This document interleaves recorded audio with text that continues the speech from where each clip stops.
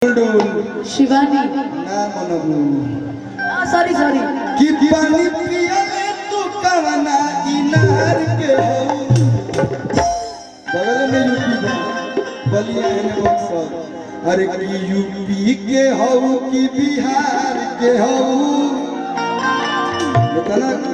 दुनिया के चलो करू गांव कौन चीज तो घुमाता अरे कि यूपी के हो कि बिहार के हो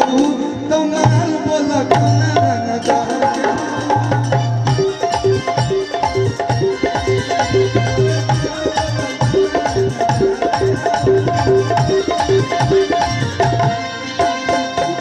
बात करे राइफल गोलिए से डर लागे जनुआ के बोलिए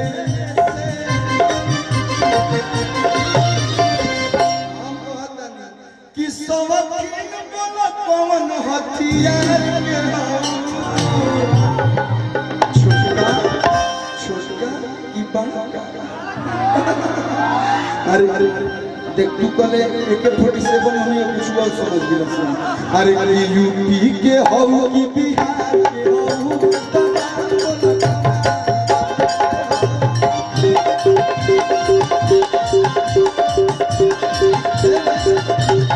लास्ट एक लाइन गाय कम से भाई है से मर कहले ना ते हमें बम हम तो के गोला कि तू हम बम हम तो के गोला रंगदारी बिहारी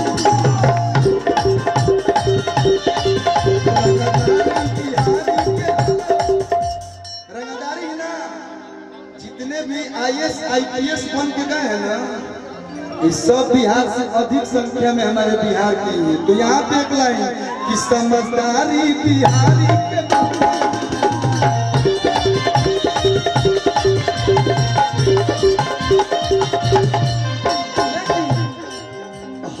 प्यारी हो यूपी के पुणे में होला प्यार तो यूपी के पुणे में ये तो है क्योंकि हमारे शादी यूपी में भाई तो यूपी के हम शिकायत ना कर सके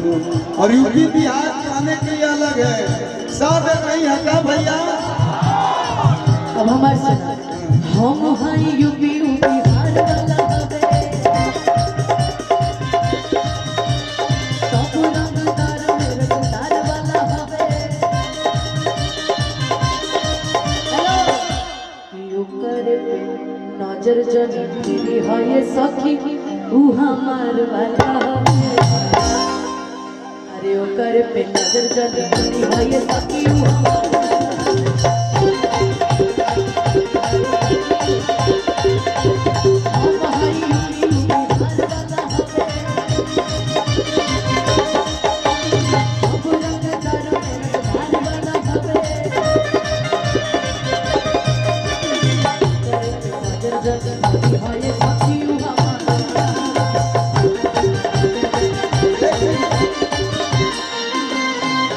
तुम्हारे थे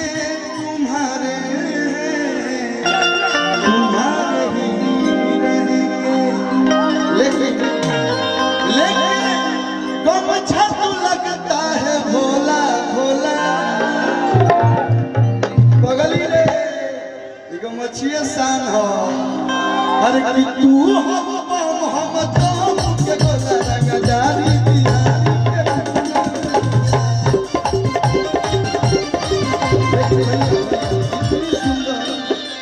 इतनी सुंदर इतनी प्यारी जब सिंगर मंच पे हो तो एक लाइन बहुत प्यारा गाना गाया हूं मैं कि ये पिस बारू भले आपने काला साड़ी नहीं पहनी है लेकिन आप अपने ऊपर फील कर लीजिएगा कि ये पिस बारू हमार में हरारू अब मतलब मेरा तो भौजी कहते हैं साफ जेपी भैया JP Tiwari ji music director बहुत सारा प्यार चंदन भैया पढ़ली रामायण में चल जाए पाता जी अच्छा ऐसे क्या हुआ एक बार जोरदार ताली हमारे चंदन भैया के लिए जोरदार ताली आपन माटी अब हमारे YouTube चैनल आसू भैया खोलने लोग कहल के भोजपुरी में तनी चटपटा गाना ज्यादा होता है काम आईनी हमारे बबुआ के पर ही रहे हमारे बाबूजी चाचा जी जेपी भैया के कहलू तो जेपी भैया के पैसा मत हमरा देवे के चाहिए। जेपी भैया चंदन भैया रहे लोग कहल कि एगो चैनल खोली जौन की ओकरा पर खाली भजन और सामाजिक गीत होकी और वो चैनल पे पहला गाना रहे एक लाइन गाए कि केकरा से कोई संग हर रख के बनाता जी तो पढ़ली रामायण रहुआ चल जाई पाता जी देखली रामायण रहुआ चल जाई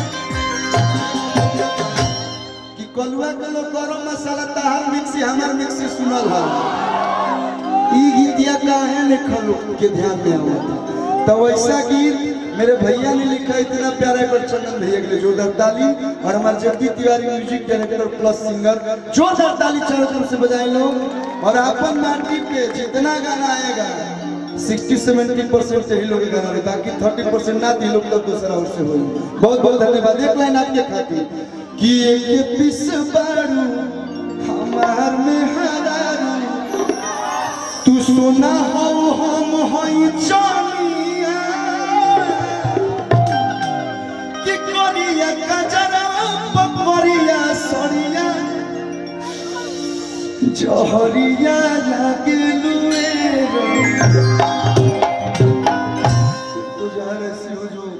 मारती नहीं हो धीरे धीरे अधमरा बना देती है। हाँ चलिए बहुत बहुत धन्यवाद। अब आप गाएं और हम थोड़ा चाय पानी पी के आवत नहीं बहुत थक गए। आप गाइए आप